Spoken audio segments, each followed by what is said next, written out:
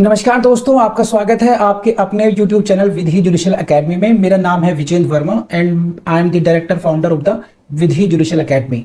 We provide coaching for the judicial services exams, and through this video we are trying to reach out to you to provide you full professional exam oriented coaching for the judicial services, and that is free of cost. इन classes में जो videos हम आपको provide करेंगे, we are going to provide you the entire foundation course including all the books, including all the details, whether it is required for the prelims or mains or for the guidance for the interview. Means in videos को आपने सिर्फ इतना करना है, sequence में देखना है, playlist को अच्छी तरीके से देखना है। सब्जेक्ट वाइज मिल जाएंगे आपको, CPC, constitution, contract, BNS, BNSS, इन सब की प्लेलिस्ट आपको सीक्वेंस में मिलेगी। इन प्लेलिस्ट को देख करके आपने you have to take the coaching from the scratch. First video से लेके लास्ट वीडियो तक आपने करना है। उन्हीं वीडियोस में आपको गाइड किया गया है कि किस तरीके से आप किसी को कोई सा particular provision, section, sub section उसको प्रीलिम्स के लिए पढ़ना है क्या, मेंस के लिए पढ़ना है क्या, और उसके किस तरीके से नोट्स करने चाहिए, कैसे आपको रिवीजन करना चाहिए। इन्हीं वीडियोस में डिटेल में गाइडेंस आपको मिलेगी। तो प्लीज आपसे ये रिक्वेस्ट है, आप ये ना समझें कि यूट्यूब में फ्री में दिया गया है तो फिर ऐसे ही होगा। ये वो प्रोफेशनल कोर्स है जिसके लिए हम लोग अच्छी खासी हाई फीस लेते आए हैं स्टूडेंट से, लेकिन एक टाइम आता है इंसान को समाज के लिए भी करना चाहिए, और उसी इंटेंशन के साथ में we are providing you the entire course free through the YouTube channel Vidhi judicial academy. तो प्लीज हर वीडियो की जो थंबनेल है उसको देख करके आपको आइडिया लग जाएगा कि इसका सब्जेक्ट क्या होने वाला है। कुछ टॉपिक्स ऐसे होते हैं जिनको एक लेक्चर में कवर नहीं किया सकता, तो उसमें लेक्चर नंबर 1, 2, 3 सीक्वेंस से मिलेगा। प्लीज उस तरीके से देख लीजिएगा, और नोट्स आपको अपडेटेड मिलेंगे, उसके लिए कहीं जाने की जरूरत नहीं है। नोट्स का जो लिंक मिलेगा आपको डिस्क्रिप्शन बॉक्स में मिल जाएगा आपको। And thank you very much, wish you all the best. So let's move forward now. This is what we are doing. Order 32 suits by or against minors as well as suits by or against persons of unsound mind. We have read so far what? Please see this side. हम लोग ये कर चुके, who is minor ये पढ़ चुके, हम लोग ये पढ़ चुके हैं कि माइनर की डेफिनेशन के लिए हमें एक्सप्लेनेशन टू रूल 1 में जाना पड़ेगा। एंड उसके बाद में पता चला हमें क्या, सेक्शन 3 मेजॉरिटी एक्ट 1875 पे रेफर हो गए हम लोग, यही हुआ। और उसके बाद में हमने देखा रूल 1 में क्या है, we will have to appoint the next friend as a plaintiff, and rule 3 defendant for the defendant case में we will have to appoint a guardian for the suit, ठीक है। So and in rule 4 we have read what, who may be appointed as the next friend और the guardian. तो we have read so far rule 1 to 4. Now we have to proceed into the next segment, and that is what powers and duties of the guardian or the next friend, and for that purpose you will have to read what rules 5 to 7. आप बात समझ रहे हैं इस बात को? क्या क्या पढ़ लिया हम लोगों ने? हमने पढ़ लिया अभी तक रूल 1 से लेकर 4 तक हम लोग पढ़ चुके, रूल 1 to 4 पढ़ चुके। अब now we are entering into next segment, and this segment is very very very important for you, believe me. Section 5 to 7 is very important for your prelims, and not only for prelims, also for the mains, and particularly if you are going to appear in the DJS exam, if you are going to appear in the Haryana Judicial Services exam, where direct questions are asked rarely, where they ask you questions from in between the lines, है ना। So in such exams, these 5 to 7 powers and duties of the guardian or the next friend, these 3, 5, 6, 7, these 3 rules are very very important, and therefore we will have to understand, we will have to learn, and we will have to revise likewise. कर लेंगे आप लोग, ये समझ गए आप लोग, बढ़े आगे को। तो please come to this is what rule 5 to 7, and this is powers and duties of the guardian और नेक्स्ट फ्रेंड। और यही आपको समझना है इस बारे में कि पहला question in your prelims, I have told you mains में आएगा, मेंस में आएगा, समझ गए आप लोग। लेकिन इसी के साथ में मैं जो आपको कह रहा हूँ तो प्रीलिम्स से क्वेश्चन कहाँ कहाँ से बनते हैं, तो don't forget this exactly segment this. So please see this is what the first question in your prelims will come, which rules deals with the powers and duties of the guardian or the next friend, and these are the rules 5 to 7. This is a bunch or a group of the rules. You should not forget this rule 5 to 7. Now come to the rule 5, what it says. and this is what question for you. What are the powers and duties of the guardian? What are the powers and duties of the guardian और next friend? और ये question आपसे आ सकता है. Question को देखने के लिए एक बार आप ये स्लाइड को देख लीजिए. This is the slide for you. What are the powers and duties of guardian or next friend? This can be a question in your mains. Who is the minor? Who is the minor? We have read. So how the next friend is appointed? We have read. और last में ये हो सकता है एक tell के रूप में ये भी जोड़ा जा सकता है. What are the powers and duties of guardian or next friend? इसलिए आपको ध्यान रखेंगे, इस क्वेश्चन को अच्छी तरह समझ लीजिए. डायरेक्ट क्वेश्चन पूछा जा सकता है आप लोगों से. नाउ हम लोग आते हैं, दिस इज रूल 5. रूल 5 की लैंग्वेज मैं आपके सामने पढ़ देता हूँ अच्छी तरीके से. इसको आप ध्यान से समझिए इसमें है क्या. Every application to the court, every application, please see this, the word is what, every application, every application to the court on behalf of a minor other than an application under rule 10 sub rule 2 shall be made by his next friend or by his guardian for the suit. तो this is the direct language I have read for you. अब आप इसको इस तरीके से पढ़िए. देखिए, every application shall be made by his next friend or by his guardian for the suit. तो this is the main line आपके लिए, और इसी के साथ आपको देखने को मिलेगा, प्लीज सी दिस. तो देख लिया आप लोगों ने कैसे पढ़ना है इस लाइन को. अब इसको देखिए आप, ये please see this, other than an application under rule 10 sub rule 2 as well. What is this? अब now try to understand this. तो दो इसको आप ऐसे कर सकते हैं, दो पार्ट हो गए सेक्शन इस पार्ट के. This is every application shall be made by his next friend और by his guardian for the suit, ये एक पार्ट हुआ. एंड सेकंड पार्ट कौन सा हुआ? Other than an application under rule 10 sub rule 2. इसको समझ लीजिए है क्या. प्लीज देखिए इसको इस तरीके से. Please see this, what is this? Every application to the court on behalf of a minor other than this, other than an application under rule 10 rule 2.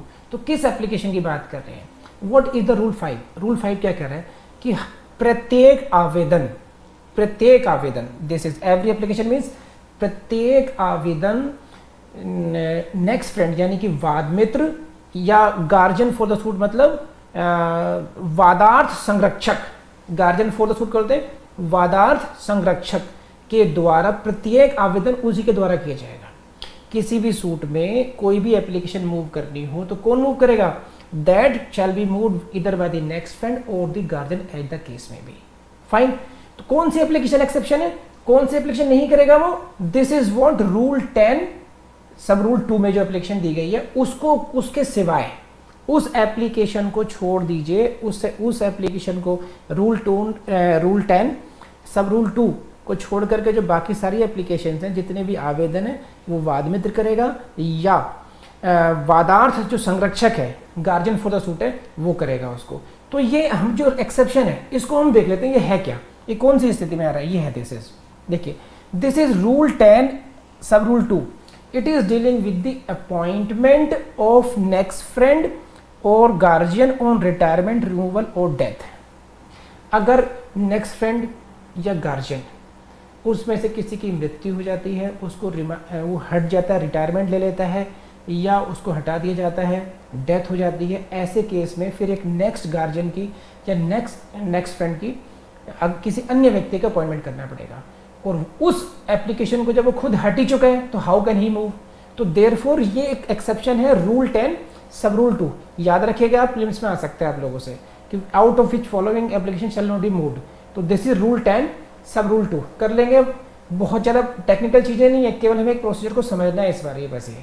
तो दिस इज व्हाट रूल 5 सब rule 1 हो गया. अब आ जाइए next आगे को. So now please come to what, please come to the part second of the rule 5. What it says, please see the slide and read it as I read it for you. Please see the slide. This is the slide. Every order made in a suit or on any application before the court in or by which a minor is in any way concerned or affected without such minor being represented by next friend or guardian for the suit as the case may be discharged. तो this is the bare act language, I read it for you and now try to understand this, see this side now please. अब इसको देखिए है क्या ये। अभी हमने क्या देखा, रूल सब रूल वन में क्या था कि every application shall be made by the next friend और the guardian. It means what, minor shall be represented every time by the next friend और द गार्जियन। अगर वो प्लेंटिफ है that he will be represented by the next friend, और अगर वो defendant है then he will be represented by the guardian, उस next friend या गार्जियन के रूप में होगा। अब ये रूल 2 की बात करता है कि अगर ऐसा नहीं हुआ तब क्या होगा। Means an order has been made, एक ऑर्डर पास कर दिया गया कोर्ट के द्वारा, सूट में या किसी एप्लीकेशन पे कोई ऑर्डर पास हो गया, और वो ऑर्डर कैसा है, this is in which minor is in any way concern और अफेक्टेड। माइनर किसी प्रकार से उससे असंबंधित है या उससे प्रभावित होता है, और वो कैसे हुआ, without such minor being represented by the next friend और the guardian. This order has been passed and but this order in that application or in that suit that minor was not represented, then what will be, तो please technically समझ लीजिए, such order may be discharged, इस order को discharge कर सकते हैं, अपास्त किया जा सकेगा, अपास्त कर सकते हैं इसको।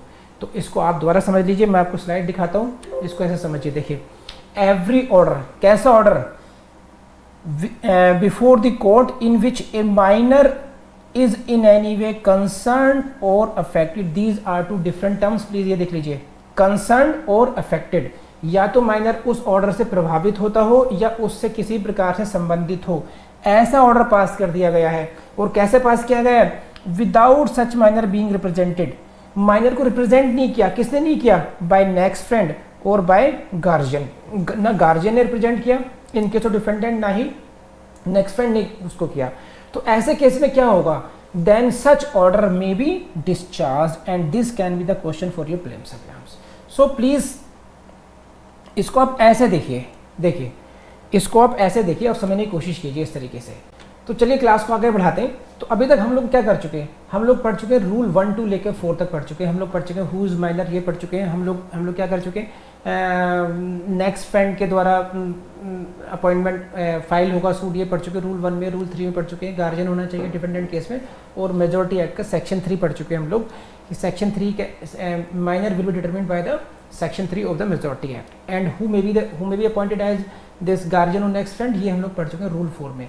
Now come to the next part क्या है, this is rule 5 to 7, these parts rule 5 to 7, please see this, rule 5 to 7, these are very very important for you, rule 5 to 7 very very important segment, very very important for your mains and also for your prelims के लिए important है, mains के लिए important है, तो उसी तरीके से आप उसको ध्यान देंगे आप लोग, और उसको ध्यान रखते हैं। Please come to this now, section 5 पर आ जाते हैं हम लोग। सॉरी देखिए सेक्शन में मेरी भाषा मत जाइएगा आप लोग, मैं कई बार सेक्शन बोलता हूँ क्योंकि रूल बोलने की बहुत हैबिट नहीं है, तो try to understand. Now we are going to study what, rule 5 and see this. First question in your prelims exam will be that which are rules, which segment of rules, which group of rules is dealing with the powers and duties of the next, this is which rules or segment of rules is deals with what powers and duties of the guardian or the next friend, and this is the question, this is the answer, rule 5 to 7। भूलेंगे नहीं आप लोग, ये बहुत छोटी सी बात है, आगे बढ़ते हैं। 5 to 7 मत भूलिएगा। And now come to very very important rule, this is rule 5 and see this what it says, this is the bare language and now I read it for you. एक बार इसको पढ़ लीजिए, समझ लीजिए, मैं आपके लिए इसको बेरेट लैंग्वेज पढ़ता हूँ ताकि फिर मैं पहले पढ़ूंगा फिर बाद में समझाऊंगा आपको। तो please focus on the bare language of rule 5, what is the mandate of this.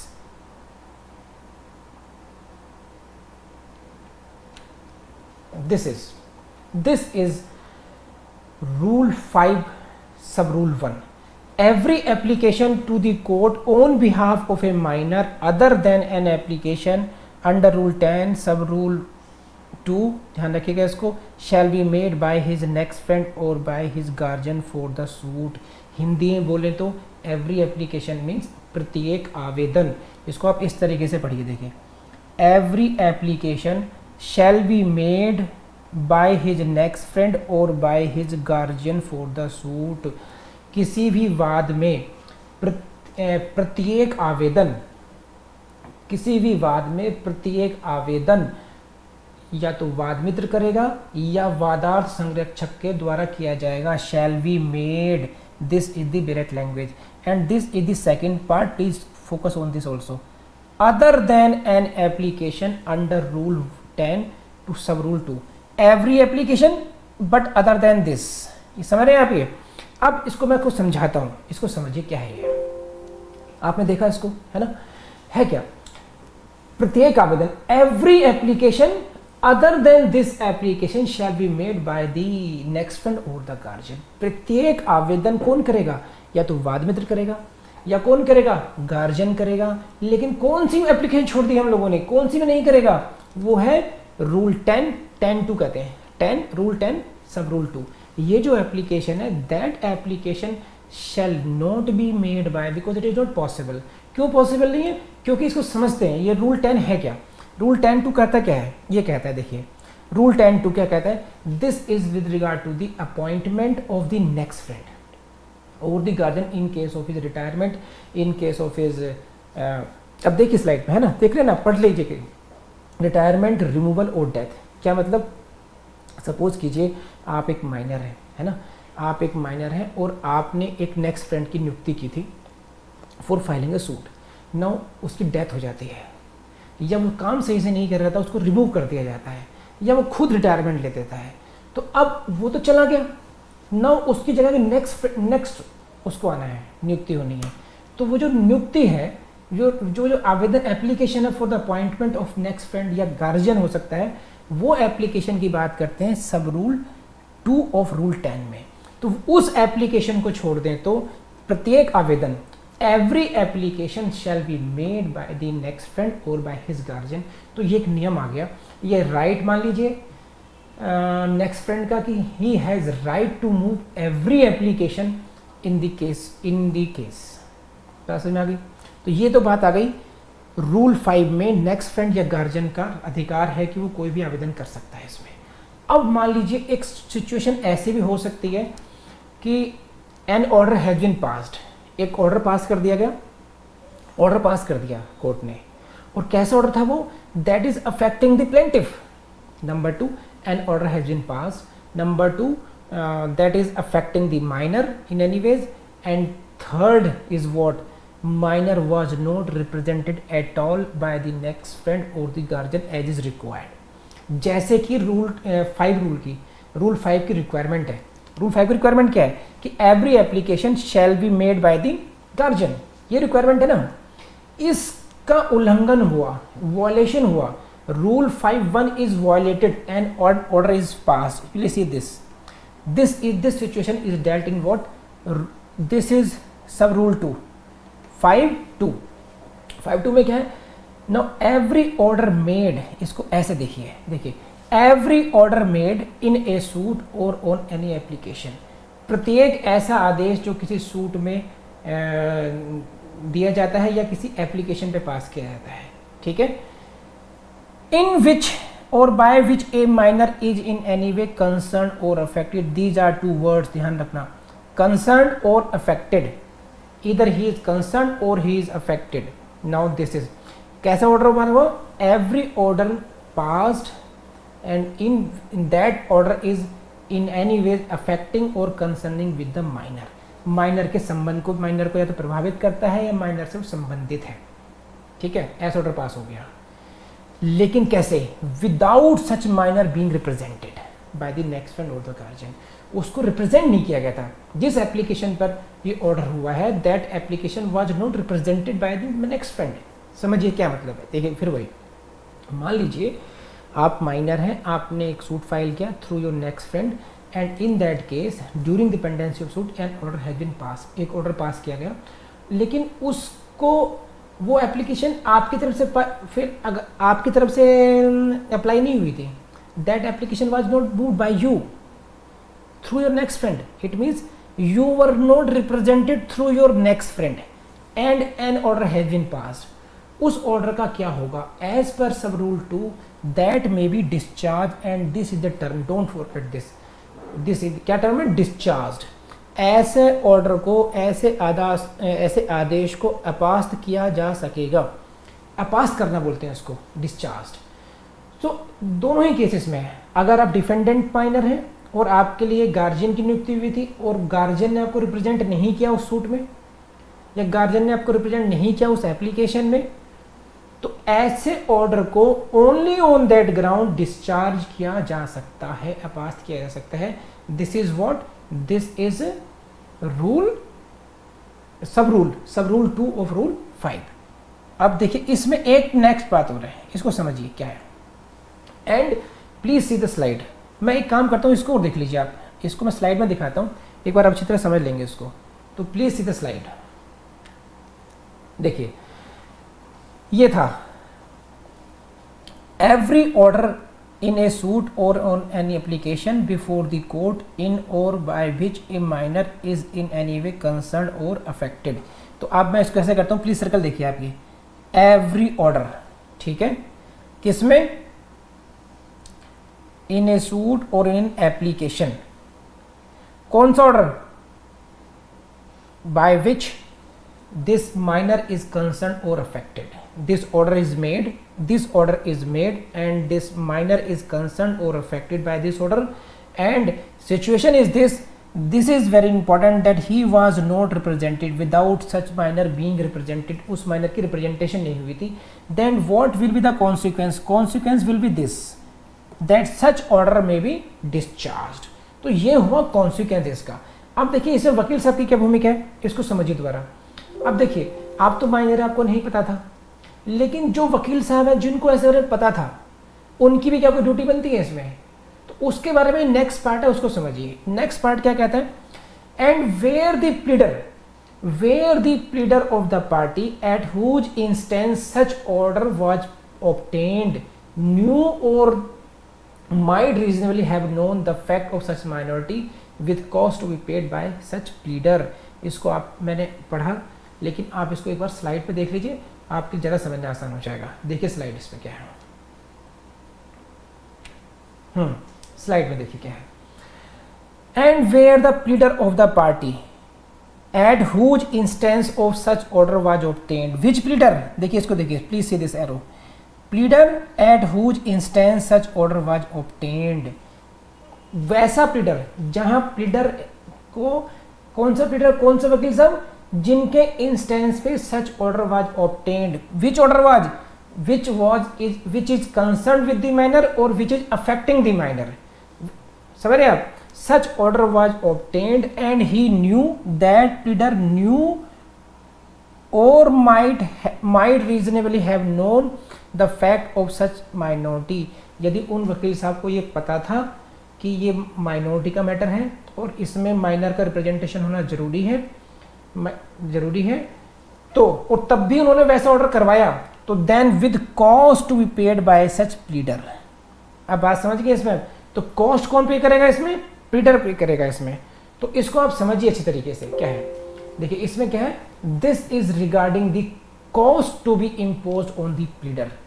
Pleader पर कॉस्ट कब लगेगी, देखिए इसको ऐसे समझिए, दोबारा समझते हैं इस बात को, क्योंकि एक बार याद हो जाएगा तो अच्छी तरह बात है। We are dealing with the powers and duties of the next friend. Number 1, what is his right, that every application shall be moved by him, this is sub rule 1।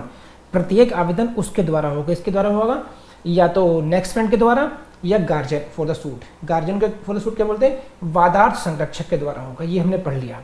कौन से एप्लीकेशन मूव नहीं करेगा वो, rule 10 sub rule 2 की application को move नहीं करेंगे, बाकी अन्य सभी आवेदन को किसके द्वारा मूव किया जाएगा, नेक्स्ट फ्रेंड के द्वारा किया जाएगा या गार्जियन के द्वारा किया जाएगा, ये आपने पढ़ लिया। अब अगर ऐसा नहीं होता है, यानी without representation of the minor either by the next friend और by the guardian, if any order has been passed and the minor in any way is concerned और affected by that order, and then such order may be discharged, समझ रहे हो, सच order में भी discharge हो जाएगा, ये डिस्चार्ज हो जाएगा। अब इसको समझिए क्या है, ये जो लाइन है, ये शब्द है, इसको समझना जरा पहले। कंसर्न्ड और अफेक्टेड, इन ऑर्डर में खास बात क्या है, minor in any way is concerned और अफेक्टेड, इतना ध्यान रखना आप लोग। ये यानी कि एक समझिए, देयर में बी सेवरल प्लेंटिफ्स, देयर में बी सेवरल डिफेंडेंट्स इन ए केस, फाइन। एक केस में कई प्लेंटिफ हो सकते हैं, कई डिफेंडेंट हो सकते हैं, और उसमें माइनर एक हो सकता है। अब उसमें 100 ऑर्डर पास हो रहे हैं, तो जरूरी नहीं कि हर एक ऑर्डर माइनर से संबंधित ही हो। ये भी हो सकता है कि कोई ऑर्डर ऐसा हो जिससे माइनर कोई फर्क ना पड़ता उस बात पर। Minor is not concern at all, minor is not affected at all. तो सब rule 2 is dealing only with those orders which in which the minor is in any way concern और इन एनी वे अफेक्टेड, किसी भी तरीके से या तो प्रभावित होता हो या उससे संबंधित होता हो। Don't forget this line also. तो such order may be discharged if, कब होगा, if the minor is not represented. No next क्या है इसमें, नेक्स्ट क्या है, ऑर्डर डिस्चार्ज तो कर दिया, लेकिन अब आप माइनर हैं, आपका नेक्स्ट फ्रेंड नहीं था, मैं वकील साहब हूं, मैंने एक एप्लीकेशन मूव करी थी, है ना, और मैं जानता था कि भाई साहब ये जो रिप्रेजेंटेशन है, ये जो ऑर्डर है, माइनर को अफेक्ट करेगा, और उसका नेक्स्ट फ्रेंड भी नहीं है यहाँ पर। Even in that condition I press that application, और ऑर्डर मैंने अपने फिर भी ले लिया। मैं जानता था, कौन सा हो गया ये, दिस इज पीटर न्यू, वकील साहब जानते थे इस बात को, वकील साहब जानते थे इस बात को कि इस केस में जो जिसके अगेंस्ट ऑर्डर हो रहा है वो एक माइनर है and he is not being represented. तो ऐसी स्थिति में वकील साहब के ऊपर कॉस्ट पड़ेगी, with cost to be paid by such pleader. जो डिस्चार्ज होगा, जो ऑर्डर डिस्चार्ज होगा वो कैसे होगा, with cost to be paid by the such pleader होगा वो। तो वकील साहब को ऐसे ही नहीं छोड़ा जाएगा। अब इसको फाइनली समझने के लिए आप इसे समझ लीजिए, and I take you again to the slide.